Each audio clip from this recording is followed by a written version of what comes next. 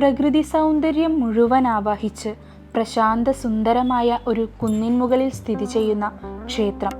അതാണ് മലയാള പഴനി എന്നറിയപ്പെടുന്ന ഉറവപ്പാറ സുബ്രഹ്മണ്യ സ്വാമി ക്ഷേത്രം.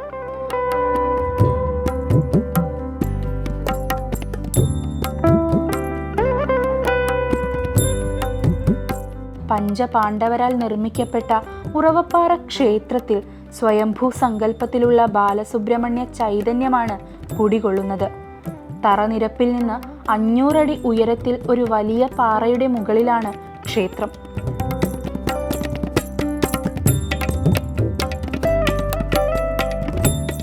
മകരമാസത്തിലെ പൂയം നാളും വെളുത്തവാവും ഉത്സവവും ഒന്നിച്ചു വരുന്ന ദിവസങ്ങളിൽ രാവിലെ ഉറവപ്പാറയുടെ അടിവാരത്തിൽ ഒരു പ്രത്യേക സ്ഥാനത്ത് ഏതാനും നിമിഷത്തേക്ക് ഒരു ഉറവ പ്രത്യക്ഷപ്പെടും. ഔഷധ ഗുണമുള്ള ഈ ഉറവ തീർത്ഥം പ്രത്യക്ഷപ്പെടുന്നതുകൊണ്ടാണ് ഇവിടം ഉറവപ്പാറയെന്ന് അറിയപ്പെടുന്നത്.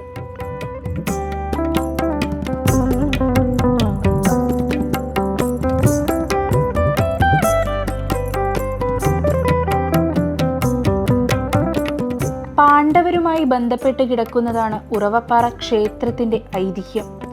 ചൂതുകളിയിൽ തോറ്റ് വനവാസത്തിന് പോകേണ്ടി വന്ന പഞ്ചപാണ്ഡവരും ദ്രൗപദിയും ഉറവപ്പാറയിലെ ഈ പാറയുടെ മുകളിലുമെത്തി. ഇവിടെ പർണശാല കെട്ടി താമസിച്ച പാണ്ഡവർ അവർക്ക് ഒരു ദിവസത്തേക്ക് പ്രാർത്ഥിക്കാനായി രാത്രിയിൽ ഒരു ക്ഷേത്രം നിർമ്മിച്ചുവെന്നാണ് പറയപ്പെടുന്നത്.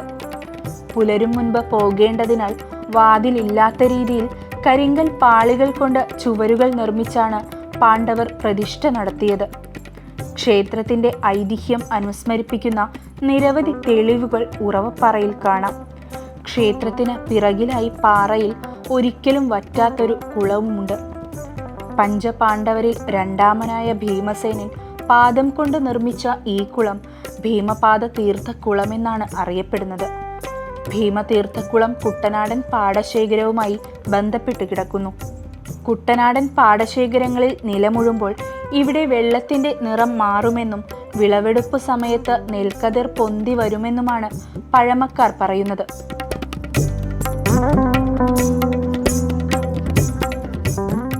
പാണ്ഡവർക്ക് ഭക്ഷണം പാകം ചെയ്യാനായി ഭീമൻ പാറകൾ കൊണ്ട് കൂട്ടിയ ഒരു അടുപ്പും ഇവിടെ കാണാം.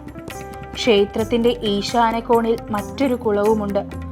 ഇവിടെയുള്ള ജലാശയങ്ങൾക്ക് ക്ഷേത്രാചാരപ്രകാരം ഏറെ പ്രാധാന്യം കൽപ്പിക്കുന്നുണ്ട്.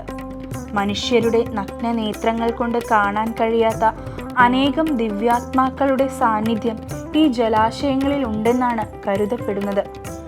മറ്റു ക്ഷേത്രങ്ങളിൽ നിന്നും വ്യത്യസ്തമായി അധികം ഉയർത്തിക്കെട്ടിയ ഒരു തറയല്ല ക്ഷേത്രത്തിന്റെ ശ്രീകോവിലിൻ്റേത്. ഉപദേവതമാരായി തെക്ക് പടിഞ്ഞാറേ മൂലയിൽ ഗണപതിയും ശാസ്താവും നാലമ്പലത്തിന് പുറത്ത് രക്ഷസും കുടികൊള്ളുന്നു. ഉപ്പും കുരുമുളകും സമർപ്പിക്കലാണ് ഇവിടുത്തെ പ്രധാന വഴിപാട്. രോഗശാന്തിക്കായാണ് ഭക്തർ ഈ വഴിപാട് നടത്തുന്നത്. മകരമാസത്തിലെ പുണർദം നാളിലാണ് ക്ഷേത്രത്തിലെ പ്രധാന ഉത്സവം. ഉത്സവത്തിനെത്തുന്നവർ ഇവിടെ താമസിച്ച് പിറ്റേന്ന് പൂയം തൊഴുത് ഇറങ്ങുക എന്നതാണ് ഇവിടുത്തെ കാലങ്ങളായിട്ടുള്ള സമ്പ്രദായം.